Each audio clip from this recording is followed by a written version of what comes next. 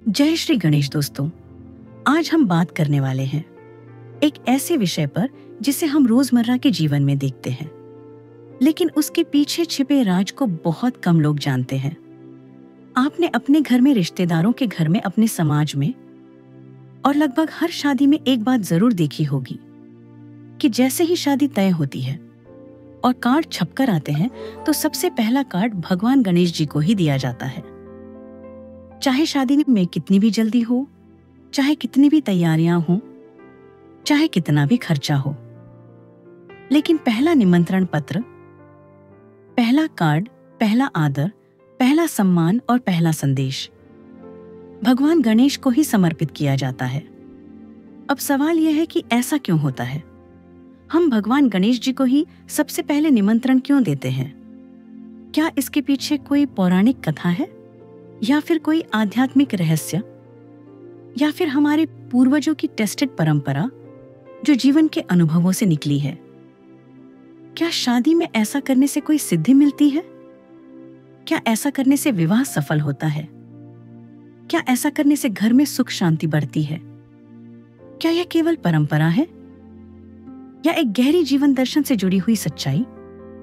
आज हम इस वीडियो में इसी बात को अत्यंत विस्तार से समझेंगे और आपको मैं एक एक बिंदु को इतनी सरलता से बताऊंगा कि आपका मन प्रसन्न हो जाएगा और अंत तक आपको यह महसूस होगा कि सचमुच हमारे शास्त्रों में हर परंपरा के पीछे एक गहरा विज्ञान छिपा हुआ है। दोस्तों, सबसे पहले हम एक महान पौराणिक कथा की ओर चलते हैं जो यह बताती है कि गणेश जी को सर्वप्रथम पूजनीय क्यों माना गया है। पुराने समय में एक बार सभी देवताओं में यह विवाद उठ खड़ा हुआ कि ब्रह्मांड में सबसे पहले किस देवता की पूजा की जानी चाहिए।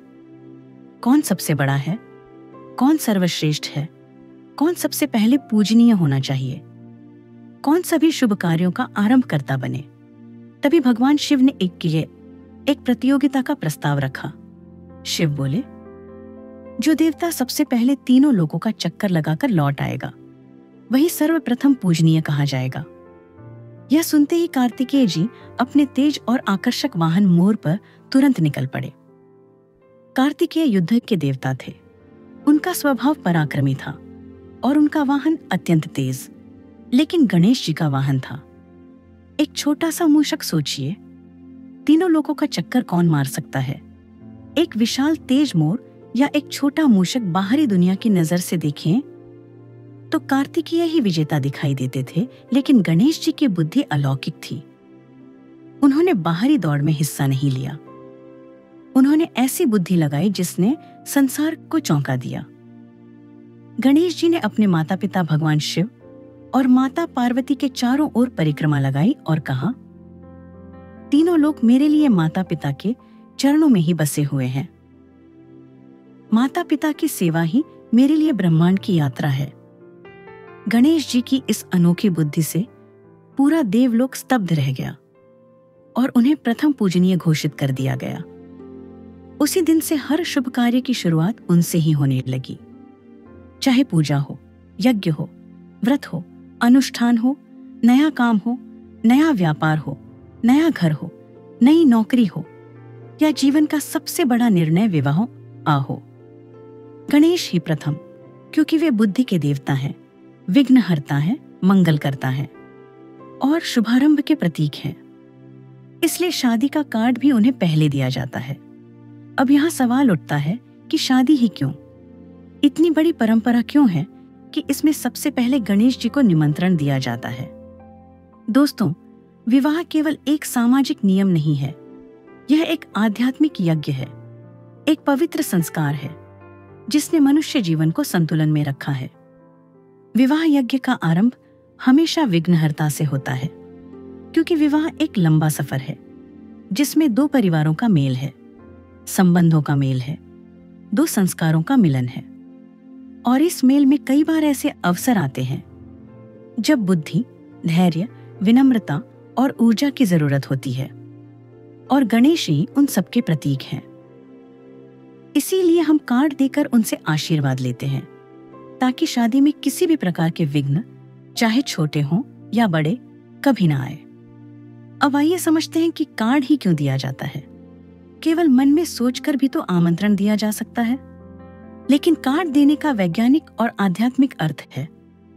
विवाह का बाकायदा मांग दो परिवारों के मिलन का प्रतीक होता है। यह एक घोषणा है कि दुनिया में एक नया रिश्ता बन रहा है। गणेश जी को कार्ड देना इस बात का संकेत है कि इस पवित्र घोषणा में पहले भगवान शामिल हों, विवाह की पवित्रता का पहला साक्षी भगवान हों, पहली शुभ सूचना भगवान को दी जाए। यह संदेश ब्रह्मांड की ऊर्जा में फैलता है और यही कारण है कि जिन परिवारों में यह परंपरा निभाई जाती है वहां खुशियां स्थायी होती हैं। अब बात करते हैं गणेश जी के प्रतीकात्मक स्वरूप की। उनके प्रत्येक अंग में विवाह योग्य जीवन का गहरा ज्ञान छिपा है। जैसे उनका बड़ा सिर यह बताता है कि जीवन में बड़े निर्णय बुद्धि से लेने चाहिए और विवाह जीवन का सबसे बड़ा निर्णय है। इसलिए विवाह से पहले बुद्धि के देवता का आशीर्वाद लिया जाता है। उनका बड़ा पेट यह सिखाता है कि जीवन में कई बातों को पचाना होता है। परिवार में सब कुछ मन मुताबिक नहीं होता, रिश्ते निभाने होते हैं। धैर्य चाहिए, समझदारी चाहिए। इसी धैर्य का प्रतीक है गणेश का विशाल पेट।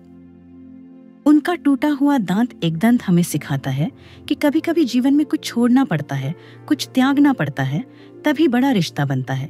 विवाह भी त्याग, समझौते और प्रेम का संगम है। उनकी छोटी आंखें में बताती हैं कि रिश्तों में गहराई से देखना चाहिए, सतही नजर से नहीं। उनकी बड़ी सूंड यह दर्शाती है कि जीवन की छोटी बड़ी सभी समस्याओं को सुलझाने की क्षमता आप में होनी चाहिए। उनकी सवारी मूषक प्रतीक है अपने मन पर नियंत्रण का, क्योंकि शादी में मन अक्सर आवेश में आता है, लेकिन मूषक को नियंत्रण में रखने वाला ही विवाह सफल कर सकता है। मतलब गणेश जी विवाह के हर पहलू का प्रतीक है, इसलिए शादी का कार्ड सबसे पहले उन्हीं को दिया जाता है। अब बात करते हैं वैज्ञानिक दृष्टिकोण की। जब हम किसी महत्वपूर्ण कार्य की शुरुआत में किसी पूजनीय शक्ति को याद करते हैं तो हमारे भीतर सकारात्मक ऊर्जा उत्पन्न होती है। हमारा मानसिक संतुलन बढ़ता है, मन शांत होता है और रिश्ते सही दिशा में चलते हैं। शादी का समय तनाव, चिंता, तैयारी, पैसा, समाज, रिश्तेदार, इन सब के कारण बहुत संवेदनशील होता है। ऐसे में गणेश स्मरण मानसिक चिकित्सा की तरह कार्य करता है। यह मन को स्थिर करता है, निर्णयों को सही दिशा देता है और पूरी प्रक्रिया को सरल बनाता है। अब आते हैं सांस्कृतिक कारणों पर। भारतीय संस्कृति में गणेश जी केवल देवता नहीं बल्कि शुरुआत का प्रतीक है। जन्म से लेकर विवाह तक हर संस्कार का पहला मंत्र गणेश जी को समर्पित होता है। अगर शादी के पहले उनके चरणों में कार्ड रखा जाए तो माना जाता है कि विवाह के मंगल कार्य कभी बाधित नहीं होते। घरों में खुशी स्थायी रहती है, दंपति में प्रेम बढ़ता है, बुद्धि, शांति और संतुलन बना रहता है। बुजुर्ग हमेशा कहते थे, हर काम गणेश से, और विवाह तो सबसे बड़ा काम, इसलिए गणेश जी का निमंत्रण आगे। अब एक रहस्य की बात समझिए। हमारे पूर्वजों ने कार्ड देना सिर्फ इसलिए नहीं कहा कि भगवान को सूचना देनी है, बल्कि यह मन की घोषणा है। जब पहला कार्ड भगवान को जाता है तो मन कहता है कि यह विवाह ईश्वर की निगरानी में होगा, और जिस काम की शुरुआत ईश्वर से हो वह कार्य कभी बिगड़ नहीं सकता। अब आइए देखें कि अगर गणेश जी को पहला कार्ड न दिया जाए तो क्या होता है। बहुत से लोग इसे साधारण मानते हैं, लेकिन हजारों वर्षों के अनुभवों ने सिद्ध किया है कि जहां इस परंपरा की उपेक्षा होती है वहां शादी में रुकावट, विवाद, मतभेद, बेवजह के तनाव जैसी चीजें बढ़ जाती हैं। विवाह का समय अत्यंत संवेदनशील और ऊर्जात्मक होता है और गणेश की पूजा उस ऊर्जा को सही दिशा देती है। अब हम यह भी समझते हैं कि विवाह यज्ञ में गणेश जी की भूमिका क्या है। यज्ञ का आरंभ आह्वान से होता है और विवाह यज्ञ का आह्वान गणेश ही करते हैं। वे मंगल का प्रतिनिधित्व करते हैं। वे नवविवाहित जीवन के रक्षक हैं। वे परिवार के विस्तार के संरक्षक हैं। वे जीवन के संतुलन के मार्गदर्शक हैं। इसलिए विवाह के पहले यदि गणेश जी आशीर्वाद दे दें तो विवाह की राह अत्यंत सहज हो जाती है। अब एक सुंदर बात और जानिए। जब शादी का कार्ड गणेश जी को दिया जाता है तो यह केवल निमंत्रण नहीं बल्कि एक प्रार्थना होती है कि हे भगवान, मेरे जीवन का नया अध्याय शुरू हो रहा है। कृपया इस अध्याय को प्रेम, धैर्य, समझदारी और खुशियों से भर दीजिए। और अंत में समझिए कि क्यों। हर घर में लोग कहते हैं पहला कार्ड गणेश जी का, क्योंकि गणेश जी हमारे अंदर वह शक्ति जगाते हैं जो शादी के जीवन को सफल बनाती है। वे मन को स्थिर करते हैं, बुद्धि को प्रकाशित करते हैं, घर में शांति भरते हैं, रिश्तों में प्रेम भरते हैं। और इसीलिए पूरी दुनिया में चाहे किसी भी परंपरा का पालन हो, पर विवाह का पहला शुभ संदेश भगवान गणेश के चरणों में ही रखा जाता है। दोस्तों, हमारी संस्कृति में कोई भी परंपरा यूं ही नहीं बनी। यह हजारों वर्षों के अनुभव का फल है। और जब जीवन का सबसे बड़ा कदम विवाह हो तो उसकी शुरुआत यदि गणेश जी के आशीर्वाद से हो तो जीवन मंगलमय हो जाता है। इसलिए शादी का पहला कार्ड भगवान गणेश को देना केवल रीति नहीं बल्कि सबसे शक्तिशाली शुभ आरंभ है। और आज आपने इस पूरी परंपरा का आध्यात्मिक, पौराणिक, मनोवैज्ञानिक और सांस्कृतिक रहस्य विस्तार से जान लिया।